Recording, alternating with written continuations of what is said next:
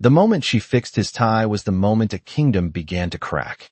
Emily Carter had exactly $12 left in her bank account, and a needle still stuck in the pad of her thumb when the call came in last-minute emergency, high-profile client double pay. If she arrived in under 20 minutes, she didn't ask questions. She never did, not when rent was due, not when life had taught her that opportunities didn't knock twice. They barely whispered. She grabbed her worn sewing kit and ran the cold night air biting through her thin coat as she rushed 3 blocks down Fifth Avenue, heels slipping on polished sidewalks, neon lights reflecting off glass towers. She didn't belong in. By the time she reached the hotel, her lungs burned and her hands were shaking, not from the run, but from where she was stepping into. The Grand Arcadia wasn't just a hotel. It was where the untouchable gathered wealth, power, and something else, something colder. She'd felt it before in places like this, the way conversations dropped when certain guests entered, the way smiles never reached their eyes, the way the air itself seemed to hold its breath inside. Chandeliers glittered like frozen stars, and marble floors reflected every misstep. Emily kept her head down, just like always. Staff entrance, hallway, service, elevator. Don't be seen, don't be remembered. Room 4702, the manager said, barely looking at her. Fix whatever's wrong and get out fast. She nodded, clutching her kit tighter as the elevator climbed too smoothly. Too quietly, the doors opened to silence, thick and heavy. The suite beyond was larger than her entire apartment, twice over, dim lights casting long shadows across black marble and glass, and in the center of it stood him, Alexander Voss. Even if she hadn't known the name, she would have felt it the moment she saw him, tall, still dressed in a perfectly cut black suit that looked like it had been made for a man who never needed to move. His presence filled the room without effort. His back was to her, but she could see the slight imperfection, the only flaw, the knot of his tie pulled slightly off center, as if someone had tried and failed to fix it. Don't come closer, a voice snapped from somewhere behind her, but Emily had already taken a step forward, instinct faster than fear. I can fix it, she said softly, her voice smaller than she intended. The room went still, not quiet, not silent, still, like something had frozen in place. Alexander didn't turn. You shouldn't be here, he said, his voice low, controlled, edged with something ancient. Emily swallowed, but she didn't stop, because she knew this moment, the small, overlooked detail, the thing no one else would do, and if she walked away, she would still be the girl with $12 and a bleeding thumb. Let me help, she whispered, closer, now close enough to see the fine threads of his suit, close enough to feel the cold radiating from him. Her fingers trembled as she reached up, adjusting the fabric, carefully tightening the knot, aligning it perfectly, like she had done 1,000 times before for men who never looked at her. But this one did. The second her skin brushed the side of his neck, everything changed. The air snapped tight, like a wire pulled too far. His breath caught sharp, sudden. Impossible. Emily froze, her hand still against him, eyes wide as she felt it, a pulse beneath her fingertips, not strong, not steady. But there's something that shouldn't exist. His head turned slowly, and when his eyes met hers, they weren't human. They burned deep crimson, like embers waking after centuries of ash. What did you do? Someone whispered behind her. But Emily couldn't move, couldn't breathe, because the man in front of her was looking at her like she had just rewritten something he thought was unbreakable. And somewhere far below the surface of this perfect night, something ancient had begun to stir. Alexander Voss had not moved in 3 full seconds, and in a room like this, 3 seconds felt like a lifetime stretched thin over something fragile. Emily slowly pulled her hand back, but the warmth lingered against her skin like a secret she was not meant to carry. His eyes remained locked on hers, glowing faintly in the dim light, as if something inside him refused to dim again. What are you? He asked quietly, not as a threat, not as an accusation, but as a question that sounded far too personal. Emily swallowed hard, her throat dry. I am nobody, she said, because that was the truth. She had always known, the only truth that had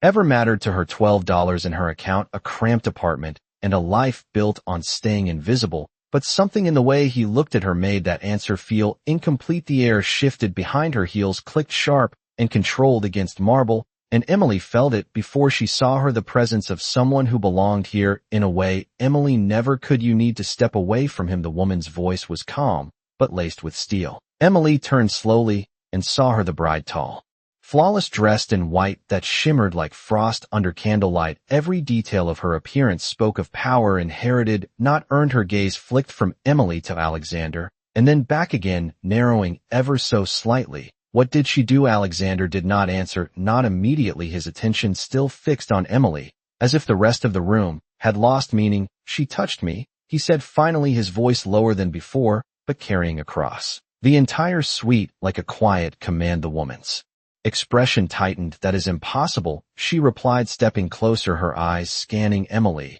as if searching for something hidden beneath her skin. Humans cannot trigger anything in you, not anymore. A murmur spread across the room, unnoticed figures shifting into shadows, watching, calculating. Emily felt their attention, like pressure building against her chest. And suddenly, she understood this was not just a wedding, this was something larger. Alliances, expectations, a structure she had accidentally stepped into and now disrupted. I did not mean to, she said, her voice barely steady. I was just fixing his tie. You were not asked, the woman replied sharply, and for the first time Emily heard the edge beneath the elegance. Alexander moved, then not toward the woman, but toward Emily, one step, closing the distance again, as if drawn by something neither of them understood. Yet do not speak to her like that, he said quietly. The room stilled again, the kind of silence that came before something irreversible.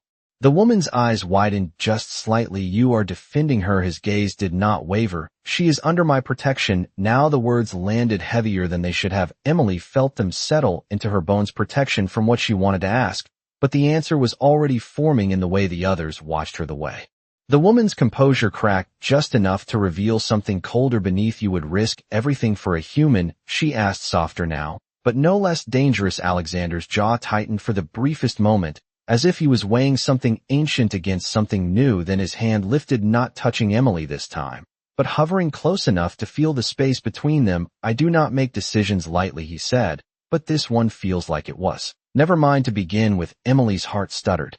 The room seemed to tilt slightly, as if the ground itself was unsure of what came next. A man stepped forward from the shadows, dressed in dark formal, where his expression unreadable. My lord, this situation requires verification, he said carefully. There are protocols. Alexander's gaze snapped toward him, cold again, but not entirely the same. Proceed, he said. The man nodded once, then looked at Emily with a focus that made her uneasy. We will need to confirm what you are, he said. Emily shook her head, confusion rising. I already told you, I am just a seamstress. But even as she said it, the faint burning sensation beneath her palm pulsed again, subtle but undeniable. And this time Alexander noticed his eyes dropped briefly to her hand, then back to her face, and something shifted in his expression. Not fear, not anger, something deeper, recognition perhaps, or the beginning of it. Then we will see, he said quietly, and in that moment Emily understood her life as she knew it had already ended. She just had not realized it until now. The room did not move, but everything inside it had already changed. Emily could feel it in the way the air pressed heavier against her lungs, in the way I tracked the smallest shift of her hands, as if she had become the center of something she did not understand. The man who had spoken stepped closer, his presence calm, controlled, but carrying authority that did not need to be announced. We will proceed with a simple confirmation, he said, his voice measured. No hostility, no warmth, just certainty. Emily's fingers curled slightly around her sewing kit, the familiar weight grounding her. As she shook her head, I do not understand any of this, she said quietly. I am just here to work. Then you should have remained unseen, the bride replied, her tone colder, now the elegance sharpening into something less forgiving. You have already disrupted more than you realize. Alexander did not look at his bride. His attention remained fixed on Emily,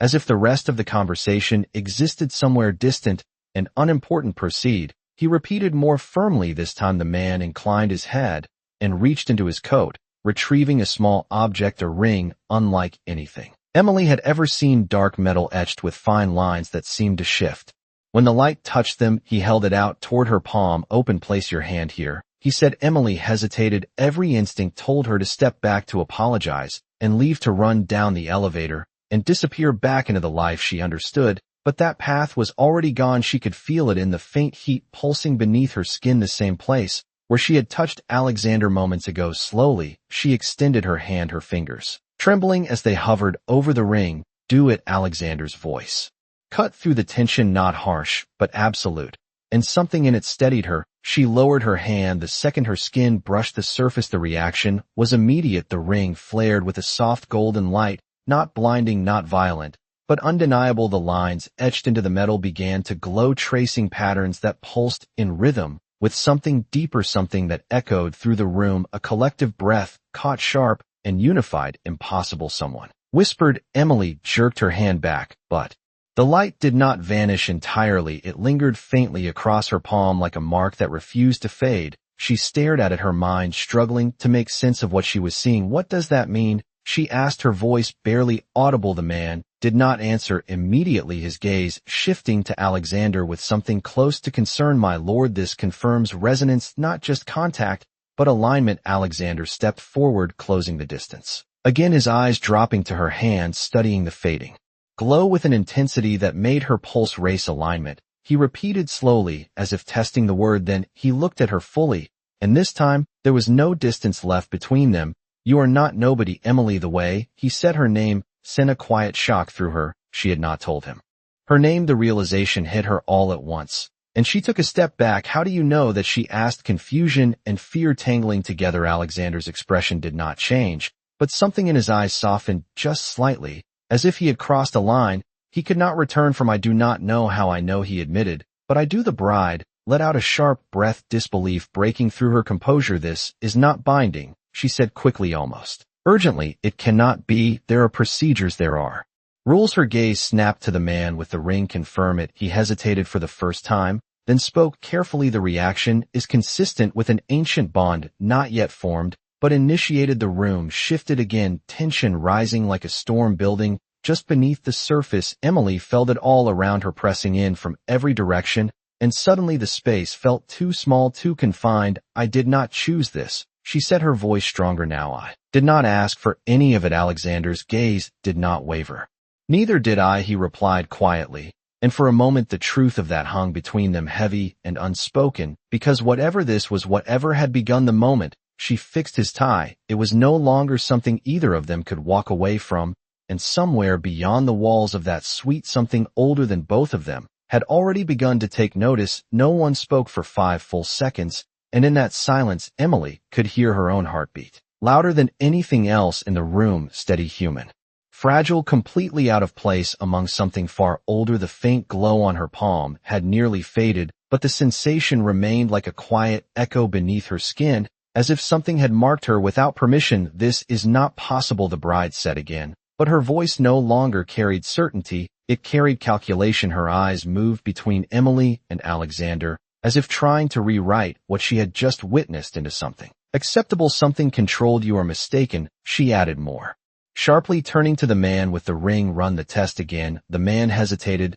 then shook his head slowly. "The artifact does not make errors," he said. "The result stands." A murmur spread again, this time heavier, less restrained. Emily felt it shift from curiosity into something more dangerous, attention. She did not want. Alexander exhaled slowly, the first sign that this situation had reached beyond even his expectations. His gaze lifted from Emily's hand to her face, and for a brief moment something unguarded flickered there, not weakness, not doubt, but recognition of consequence. "This changes everything," someone said quietly from the far side of the room, and that was when Emily understood this was never just about a wedding. It was about structure, power, something built long before she was born, and now she was standing in the middle of it without knowing the rules. "I did not come here for this," she said, her voice steadier now, even as her hands trembled slightly. "I came to fix a suit and leave." "Then you should have left the moment you realized who you were standing in front of." The bride replied, her tone tightening again. "You stayed." Emily met her gaze for the first time, not out of defiance, but because she was tired of shrinking. "I stayed because no one else would step forward," she said quietly, and for a brief second something in the room shifted again, not approval, not agreement, but attention sharpened. Alexander's lips pressed into a faint line, not quite a smile, but something close enough to change the air around him. "She did what was needed," he said simply, "and that is more than most in this room would have done." The statement landed harder than any raised voice. The bride's composure cracked just enough to reveal the tension beneath. "You would elevate her because of one moment?" she asked, disbelief threading through her words. "One moment can reveal more than centuries of pretense," Alexander replied, his tone calm but absolute. Emily felt the weight of that statement settle between them, heavier than anything that had come before, because this was no longer about reaction or curiosity, it was about choice, and choices at this level had consequences. The man with the ring stepped forward again. "My lord, if this is truly an initiated bond, then the council must be informed immediately. There are protocols that must be followed, procedures that cannot be ignored." Alexander did not look at him. "Not yet. I am aware of the protocols," he said quietly, but there was a subtle edge beneath his control, the kind that suggested he was already considering breaking them. Emily's breath caught slightly at that realization. You cannot delay this, the bride pressed, her voice lower now, but no less urgent. If word spreads before we act, the consequences will not be contained. Alexander turned then, finally, facing her fully, and for the first time since Emily had entered the room, the space between them felt like a divide rather than a connection. Then perhaps it is time something was no longer contained, he said, and the simplicity of his words sent a ripple through the room. Emily felt it too, a shift that reached beyond the walls of the suite, beyond the city, beyond anything she understood. The faint mark on her palm pulsed again, once soft, but undeniable, and this time she did not pull her hand away. She looked at it instead, at the lingering trace of light, and something inside her began to change. Not power, not yet, but awareness. She was no longer invisible, no longer the girl who could fix something and walk away unnoticed. And as Alexander's gaze returned to her, steady, unwavering, she realized he had already made a decision long before anyone else in the room was ready to accept it, and whatever came next, it would not be something the world could easily ignore. The shift was no longer subtle. It moved through the room like a quiet storm, building pressure in every corner. Emily could feel it in the way no one looked away anymore, in the way her presence had stopped being an accident and started becoming a problem, the kind that demanded a solution. Alexander stood still, but not passive. His posture had changed almost imperceptibly, like a man who had already stepped onto a path he could not leave. We are done here, he said, his voice calm but final. The words cut through the tension sharper than any raised tone. The man with the ring frowned slightly. My lord, that is not how this works. The council must be notified before any further action is taken. There are consequences for delaying. Alexander's gaze shifted toward him slowly, deliberately. I am fully aware of the consequences, he replied, and yet I am still speaking. The room went quiet again, not out of shock this time, but out of recognition. This was no longer a discussion, this was a decision. The bride took a step forward, her expression controlled, but her voice no longer as steady. You cannot walk away from this, she said. Not now, not like this. Everything has already been arranged, the alliances, the contracts, the expectations. Alexander turned his head just enough to look at her, but the distance between them had never felt greater than they were arranged. Without full understanding, he said quietly, and that is no longer acceptable. Emily felt her pulse rise again, not from fear alone, but from the realization that every word spoken here carried weight far beyond her comprehension. I should leave, she said suddenly, her voice cutting through the stillness, softer than theirs, but no less urgent. This is not my place. The moment the words left her lips, several heads turned toward her at once, as if the idea itself was unexpected. Alexander's response came instantly. No, his voice was firm, controlled, but unyielding. You will not leave. The simplicity of it made her breath catch. I do not belong here, she said again, more quietly, this time her fingers tightening around the strap of her sewing kit, as if it could anchor her to something real. Alexander took one step closer, not enough to invade her space, but enough to make the distance intentional. You belong where the bond leads, he said, and the certainty in his tone left no room for doubt. Emily shook her head, confusion rising again. I do not even understand what that means. Neither do I, he admitted, and for the first time there was something almost human in the honesty of it. But I intend to find out. The bride exhaled sharply, disbelief turning into something colder. This is reckless, she said, lowering her voice, as if trying to contain the situation before it spiraled further. You are placing everything at risk for something that is not even fully formed. Yet Alexander's gaze flicked back to her, and there was no hesitation left. Then, perhaps it is worth the risk, he said. The words landed with a finality that echoed through the room. The man with the ring stepped forward again, more insistent now. My lord, if you proceed without council approval, you will be forcing their hand. There will be no quiet resolution to this. Alexander did not respond immediately. Instead, his attention returned to Emily, studying her as if trying to understand something that could not be explained through logic or history. The faint mark on her palm pulsed again, soft but steady, and this time she did not hide it. She looked at it openly, then back at him, and something shifted inside her. Not acceptance, not yet, but something close to it. What happens now? She asked, her voice steadier than she expected. Alexander held her gaze for a moment longer before answering. Now we leave, he said simply. The statement broke whatever fragile Balance remained in the room. "You cannot be serious," the bride said, stepping forward again, this time unable to hide the edge in her voice. "The ceremony begins in less than an hour." Alexander turned fully toward the exit, ignoring everything else in the room. "The ceremony is no longer relevant," he said, and with that he began to move. Emily hesitated only for a second before following, because something deep inside her knew standing still was no longer an option, and as the doors opened and the noise of the world beyond filtered in, she realized the quiet, controlled space she had stepped into earlier was gone, replaced by something far more unpredictable and far more dangerous. And somewhere beyond the walls of that building, decisions were already being made in response to his choice, decisions that would not wait for her to understand them. The hallway outside the suite felt colder than before, not in temperature, but in presence, like the air itself had shifted to make space for something unseen. Emily followed half a step behind Alexander, her movements automatic, her thoughts racing too fast to settle into anything solid. The sound of their footsteps echoed against polished marble, each step pulling her further away from the life she understood and deeper into something she did not. As the elevator doors slid open without a button being pressed, she hesitated, just briefly looking at him. "You did not even touch anything," she said. Quietly, Alexander stepped inside, first his gaze forward, his posture unshaken. "I did not need to," he replied. Simply, she stepped in after him, the doors closing with a soft final sound that felt heavier than it should have. The descent began smooth, silent, but the tension between them filled every inch of the space. "What happens when we get down there?" she asked, her voice steady but her fingers tightening slightly around her sewing kit. Alexander did not answer immediately, his reflection faint in the mirrored walls, his expression unreadable. "That depends on how quickly they decide to respond," he said finally.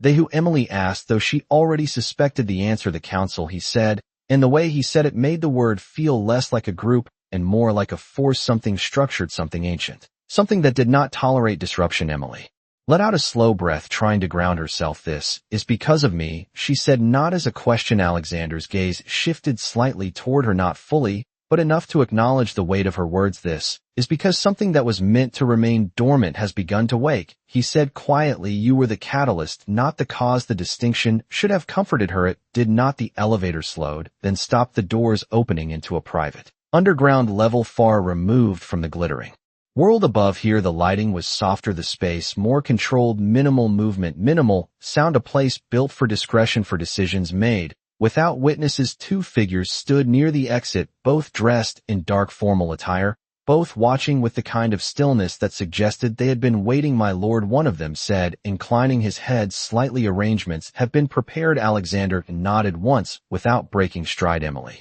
followed again, her pace slower now, uncertainty catching up with her. "Where are we going?" she asked. "A secure location," he replied. "Somewhere they cannot reach you easily." The phrasing made her pause. "Cannot reach me easily" meant they could still try. The realization sent a quiet chill through her chest. She glanced back toward the elevator, as if expecting it to open again, as if expecting the world she had just left to follow her down here. But the doors remained closed, silent, unmoving. "You keep saying they are already coming," she said. Alexander stopped, then turning fully toward her for the first time since they had left the suite, and in that moment the distance between them disappeared entirely. "They are," he said simply. Emily's breath caught, not because of the words, but because of the certainty behind them. "How do you know?" He held her gaze steady. "Because I would not ignore something like this, and neither will they." The honesty in his answer settled something inside her, not fear exactly, but clarity. She was no longer reacting, she was inside it now, part of something that would not pause for her to understand it. The faint mark on her palm pulsed again, stronger this time, and she looked down at it instinctively. As the light flickered softly across her skin, Alexander followed her gaze, his expression tightening slightly. "It is stabilizing," he said, more to himself than to her. "What does that mean?" she asked. "It means whatever this is, it is not fading," he replied. Emily looked back up at him, her voice quieter now. "And if I do not want it?" Alexander did not answer immediately, and for the first time since she had met him, there was a pause, not hesitation, but something heavier, something that acknowledged the question without offering an easy answer. "Then we find a way to understand it before we decide anything," he said. Finally, the response was not comforting, but it was real, and somehow that mattered more. One of the waiting men stepped forward slightly. "The car is ready, my lord." Alexander nodded again, then looked back at Emily, his voice softer now, but no less certain you are not alone in this, he said, and something in the way he said it made her believe him even if she did not yet understand why. As they moved forward together into the dimly lit corridor beyond, Emily realized the world above with its chandeliers and polished smiles had already been left behind, and whatever waited ahead, it would not be hidden behind elegance or ceremony. It would be something far more direct and far more impossible to ignore. The car door closed with a muted click that echoed louder than it should have in the stillness. Emily sat frozen for a moment, her hands resting tightly in her lap. As the engine started, without a sound, the city above was still alive. She could feel it faintly through the ground, through the distant hum of traffic and light, but down here, everything felt removed, controlled, like a world built to avoid chaos rather than live within it. Alexander sat beside her, not touching, not speaking, his presence steady but heavy with thought. The driver did not ask for directions. He already knew the path. The car moved forward smoothly, turning into a narrow underground passage lined with dim lights that flickered past like a slow heartbeat. You said they are coming. Emily broke the silence, her voice quieter now, but no less direct. Alexander did not look at her immediately, his gaze fixed ahead, as if measuring time itself. They will not rush, he said finally. They will observe, calculate, decide the best way to respond to something they do not yet understand. Emily let out a breath that felt tighter than she expected. That does not sound comforting. It is not meant to be, he replied simply. The honesty in his tone settled between them again, not reassuring, but grounding. At least there were no illusions here, no false promises. The mark on her palm pulsed again, warmer this time, and she instinctively pressed her fingers against it, as if trying to contain the sensation. It is stronger, she said. Alexander's gaze shifted to her hand, immediately his expression sharpening slightly. Let me see, he said, not as a command, but close enough. Emily hesitated only for a second before extending her hand toward him, her fingers still trembling slightly. As he leaned closer, his attention focused entirely on the faint glow that now lingered beneath her skin. It is adapting, he said quietly, almost to himself. Adapting to what she asked to you, he replied, and the simplicity of the answer made her chest tighten. I do not understand how something like this can just happen, she said. Because it does not, he answered, finally meeting her eyes directly. Things like this do not happen by chance. They happen when something aligns, something that has been waiting. Emily shook her head. That does not make it better. He almost smiled, not quite, but close enough to soften the tension for a fraction of a second. No, it does not. The car slowed, then turned again, emerging from the underground passage into an open stretch of road. The city lights spread out before them, tall buildings glowing against the night sky, but instead of heading toward the center, they moved away from it, toward the quieter edges, where fewer eyes watched, where fewer questions were asked. Where are we going, she asked again, her voice steadier now than before. Somewhere safe, he repeated, but this time there was a subtle shift in the word. Safe meant hidden, protected, but also isolated. She leaned back slightly, her gaze drifting toward the passing lights. This morning, I was worried about paying rent, she said quietly. Now I am in a car with someone who talks about councils and bonds like they are normal. Alexander watched her for a moment, longer than necessary. They are normal in my world, he said, and then after a brief pause, you were not supposed to be part of it. The honesty landed heavier than anything else he had said, because it was not meant to comfort her, it was meant to acknowledge the truth. Emily let out a small breath, almost a laugh, but not quite.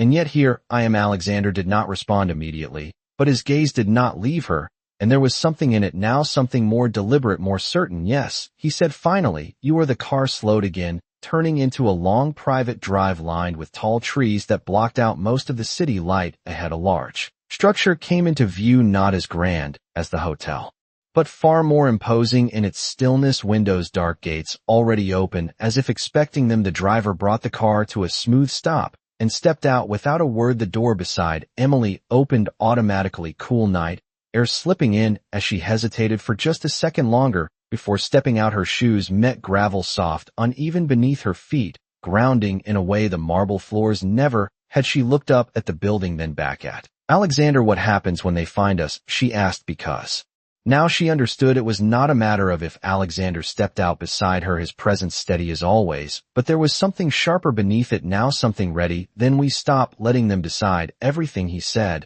and the quiet certainty in his voice carried more weight than anything she had heard before, because for the first time it did not sound like he was reacting, it sounded like he was preparing. The building did not look alive, but it felt like it was watching. Emily stepped forward, Slowly her eyes tracing the tall windows, the sharp edges, the silence that wrapped around the structure, like something intentional. This place was not built to welcome, it was built to hold. To contain, Alexander moved ahead without hesitation, the gravel shifting softly under his shoes as the doors opened before he even reached them. No guards, no voices, just quiet precision, as if everything here already knew its purpose. Inside, the air changed again, warmer, but no less heavy. Soft lights lined the walls, casting long shadows that moved slightly with each step Emily followed closely, her senses sharper now, every sound, every shift of air, every glance. Alexander did not look back, but he knew. She was there. He always knew. A woman appeared at the end of the hallway, her posture straight, her expression calm but observant. "My lord," she said, inclining her head. "The room has been prepared." Alexander nodded once. "Keep this level secured, no access without my approval." The woman's gaze flicked briefly toward Emily, then back to him. "Understood." Emily felt that glance linger even after it was gone. Not judgment, not curiosity, something more measured, as if she had already been evaluated and placed into a category she did not yet understand. They moved deeper into the building through a corridor that narrowed slightly before opening into a private room, large but not excessive, designed with purpose rather than display. A table, a seating area, a single large window overlooking the dark outline of distant trees. "This is where you stay, Alexander," said Emily. Stepped inside slowly, her hand still faintly warm as the mark pulsed again, softer now but steady. She turned to him, her voice quiet but firm. "You said safe. This feels more like hidden." "It is both," he replied without hesitation. She exhaled slowly, walking further into the room, her fingers brushing lightly against the edge of the table, grounding herself again. I do not even know what I am supposed to do here," she admitted. Alexander closed the distance, slightly, not invading her space, but close enough to anchor the moment. "For now you stay," he said. "You observe, and you let this stabilize." Emily glanced down at her palm again, the glow faint but present. "How long does that take?" Alexander paused. "Not long in human terms," he said, "but long enough for them to react." The word "them" no longer needed explanation. She nodded slowly, absorbing that truth. "Then what happens when they do?" Alexander's gaze did not waver. "Then we meet them on our terms," he said. The certainty in his voice carried through the room, steady, unwavering. Emily studied him for a moment longer. "You keep saying our," she pointed out. Alexander's expression shifted slightly, not softer, but more deliberate. "Because it is no longer just mine," he said. The answer settled between them heavier than anything else, because it changed the equation completely. Emily let out a slow breath, her shoulders rising and falling as she processed everything that had happened in what felt like a single breath. "I was not part of your world this morning," she said quietly. Alexander's response came without hesitation. "You are now." The simplicity of it made her almost laugh, but there was no humor in it, only truth. The mark pulsed again, stronger this time, and she pressed her hand lightly against her chest instinctively, as if trying to steady it. Alexander noticed immediately, his focus sharpening. "What is it?" She shook her head slightly. "It feels like it is reacting to something." Alexander turned his gaze toward the window, then back to her. "They are closer than I expected," he said calmly. Emily's breath caught. "Already?" He nodded. "Once they will not wait long, not for something like this." The air in the room seemed to shift again, heavier, more focused, like a storm drawing near. Without warning, Emily moved closer to the window, her eyes scanning the darkness beyond the trees. She could not see anything, but she could feel it now, that same pressure from before, building stronger, more defined. "What do they want from me?" she asked, her voice quieter. Now Alexander stepped beside her, his presence steady as always, but there was something beneath it now, something ready. "They want to understand you," he said, "and if they cannot," her voice trailed slightly. Alexander did not look away from the darkness. "Then they will try to control what they cannot understand," he replied. Emily felt the weight of that settle deep in her chest, the kind that did not fade easily. She stood there for a moment longer, the silence stretching between them before she finally spoke again. "Then we do not let them," she said. The words came out softer than she expected, but stronger than she felt. Alexander turned his head slightly, looking at her, not surprised, not doubtful, just aware. "No," he said quietly, "we do not." And somewhere beyond the line of trees, something unseen had already begun to move toward them, drawn not by chance, but by something far more deliberate, something that would not turn back. The silence outside did not break, but it deepened, like the world itself was holding its breath. Emily stood still by the window, her eyes searching the darkness, even though she knew she would not see them. Not yet. The mark on her palm pulsed again, stronger than before, a steady rhythm now, no Longer faint, no longer uncertain it. Felt alive, Alexander did not move away from her, his presence beside her solid, unshaken, but there was a tension in him, now something coiled beneath the surface. Ready, they are here, he said quietly, not alarmed, not rushed, just certain. Emily's breath slowed, not because she was calm, but because something inside her was beginning to align with the moment. Then why is nothing happening, she asked. Because they are watching, he replied. They want to see how far this has progressed before they act. The words settled heavily, but they did not bring panic this time. They brought clarity. Emily straightened slightly, her fingers relaxing at her sides as she turned away from the window to face him fully. Then let them watch, she said, her voice steady. Alexander's gaze sharpened slightly, not in surprise, but in recognition that shift inside her had grown stronger. He studied her for a moment longer before speaking again. Once they step forward, there will be no returning to what your life was before. Emily let out a small breath, almost a smile, but not quite. There is nothing to return to, she said quietly. That door closed the moment I touched you. The honesty of it hung between them, undeniable. Alexander inclined his head slightly, acknowledging the truth in her words. Then we move forward, he said. A soft sound echoed from somewhere beyond the walls, not loud, not sudden, but deliberate, like a signal rather than an intrusion. Emily felt it immediately. The mark on her palm flared warmer, responding without hesitation. She looked down at it, then back up at Alexander. They are not hiding anymore, she said. No, he replied. They are not. The door to the room did not burst open, it did not shake, it simply unlocked with a quiet click and slowly opened on its own, revealing the dimly lit corridor beyond. Three figures stepped into view, their movements controlled, their presence unmistakable. They did not rush, they did not speak immediately. They simply entered and stopped several feet away, their eyes fixed on Emily, not hostile, not welcoming, but measuring. One of them stepped forward slightly, his expression calm, but his gaze sharp enough to cut through silence. We have been expecting this, he said, his voice even carrying authority that did not need volume. Emily felt the weight of those words, but she did not step back, not this time. Alexander remained beside her, his posture unchanged. You expected something you could not prevent, he replied. The man's gaze shifted briefly to him, then back to Emily. Not prevent, no, he said, but understand. Yes. Emily lifted her chin slightly, her voice steady despite the tension coiling around her. Then start understanding, she said. The response hung in the air, longer than expected, not defiance, not submission, something in between, something new. The man studied her more carefully now, as if reassessing everything he thought he knew. The bond has already begun to stabilize, he said quietly. That changes the timeline. Alexander did not look away from him. Then adjust your expectations, he said. The other two figures exchanged a brief glance, subtle but meaningful, before the first man spoke again. There will be a gathering, he said, a formal assembly to determine the path forward. Emily felt the words settle into place. A gathering meant judgment, meant decision, meant everything she did not yet understand.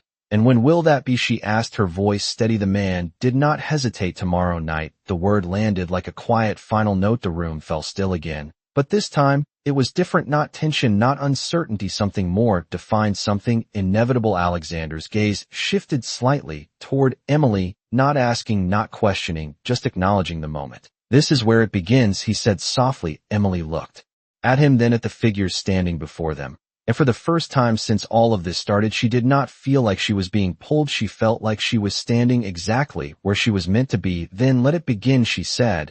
And somewhere beyond the walls, beyond the trees, beyond the quiet structure that had tried to contain what was happening, something far greater had already taken notice, because some choices did not just change lives, they changed entire worlds.